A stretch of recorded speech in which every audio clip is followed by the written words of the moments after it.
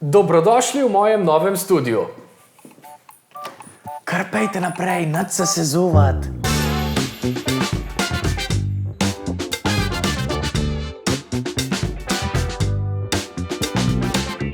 Lahko malo pogledate okrog, če želite, lahko tudi sedete.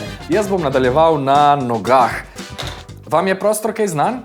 Pred mano je tule namreč deloval en zelo znan slovenski, med drugim tudi YouTuber. Če se vam zdi, da se vam svita, kdo bi to lahko bil, napište v komentarje. Če ne boste imeli pojma, vam bom gotovo slej kot prej izdal. Prostor sem sicer spremenil, opremo po svoje, ampak osnovni gabariti ostajajo. Zasnovati sem ga želel tako, da bi delal čim bolje in posledično čim manj. Veliko mi pomeni, da pisarna ni več del mojega stanovanja, ker imam tako občutek, da lahko bolj nadzorujem čas, ki ga porabim za delo in mislim, da delam preveč. Zato sem tudi vse stvari, ki so povezane z mojim delom, začel odločno puščati v pisarni. Prenosnik recimo vedno ostaja tukaj, na mizi. Tudi vse ostale reči, razen mogoče telefon. Telefon je še nekje vmes. Razmišljam o tem, da bi vzel enega neumnega osebnega, pametnega bi pa potem imel spet samo za delo. Ampak več o tem kdaj drugič. Gremo zdaj nazaj v plac. V resnici je razdeljena dva dela. Prvi je tale studijski, ki ga večinoma vidite pred kamero, drugi del pa je bolj delovni kotiček. Najprej bi vam rad pokazal različne postavitve, ki jih imam v mislih za studijski del, vmes pa povem še kaj o opremi, ki jo uporabljam. Da se razumemo, vse zelo tipam in raziskujem, nisem zdaj strokovnjak za opremo, ampak trudim se, da sta zvok in slika vsakič malo boljša. Upam. Prva postavitev je miza. Gremo nazaj.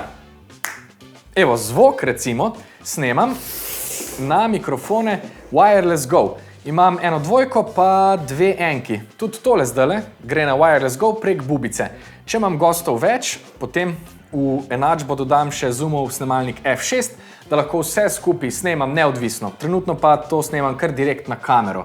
Ta prostor ima načeloma kar veliko odmeva in z njim se kar naprej borim, tako da nameščam različne akustične pene, pa v prostor prinašam veliko svoje krame, ker krama je super za dober zvok. Saj ima vse svojo funkcijo. Na tehle dveh stolih sicer več berem, kot pa snemam, predvsem pa sta tule za tale kader. To je postavitev za kakšne daljše pogovore z gosti, ki bi jih rad začel snemati malo bolj pogosto. Na dva elementa te postavitve sem še posebej ponosen. Najprej na ti dve DIY stenski sliki. Imel sem preveč zvočne pene in dva stenska okvirja in se mi je zdelo, da bom mogoče naredil nekaj, kar zgleda zanimivo, pa je poleg tega še koristno za zvok. Taki DIY dušampovi zvočni peni. Potem pa tale print. V predstavi Zrelostni izpit smo imeli točno takega in jaz sem si dal natisniti še enega, identičnega, zato ker mi je pač tale fotka roverja na Marsu noro kul. Najbolj všeč mi je ime roverja, Perseverance, oziroma vztrajnost. To je tudi razlog, zakaj se še vedno trudim z vsemi rastlinami v tem studiu. Ampak več o tem v naslednjem videu. Gremo na drugo stran studija. Nisi cool YouTuber, dokler nimaš take polnilne postaje. Tadam! Ne, se ne. Hecam se. Sem pa hotel imeti vse baterije lično na enem mestu, urejene in pripravljene tako, da so vedno uporabne. Ko končam snemanje, pač spraznim baterije iz vseh naprav, položim jih v njihove polnilce in pa, ko so baterije polne, jih zložim nazaj na svoje mesto. Del te moje polnilne postaje je tudi tale brezžični polnilc za telefon, ki je glavni krivec za to, da sem drastično zmanjšal svoj screen time na telefonu med tem, ko sem v pisarni. Če hočem, da se telefon polni, mora biti fizično na polnilcu, kar pomeni, da ga ne morem žnarati po rokah in scrollati v nedogled. Edino pravilo te polnilne postaje je, da vse, kar je tukaj, ostaja v pisarni in ne gre nikamor drugam. Kar je tle, je tle. To je tudi razlog, da imam tle delovni računalnik. Lani mi je med enim izmed prvih gledaliških streamov moj prenosnik totalno odpovedal. Sej mogoče ste gledali? Ja, mislim, da deluje. Noro. Ok, kaj imamo tle? Glejmo. In posledica tega je, da imam zdaj v pisarni en hud računalnik in prvič v življenju urejeno namizje. Poglejte to, Tukaj gor ni čist nič drugega, razen zadev, s katerimi delam. Na to sem kar ponosen. A ja, ok, no, Microsoft Flight Simulator je tudi gor, ampak to štejem tudi kot pripravo na live streame, ki bi jih rad kdaj imel na tem kanalu. Tako letalske, kot tudi kakšne drugačne zadeve v živo, o katerih razmišljam.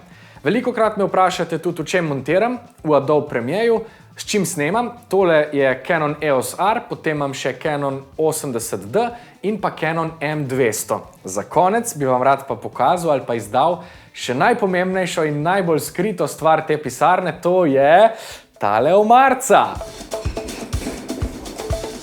Je najbolj razmetan del moje pisarne, zato ker se tu nahajajo vse reči, s katerimi bi rad v prihodnosti še kaj posnel.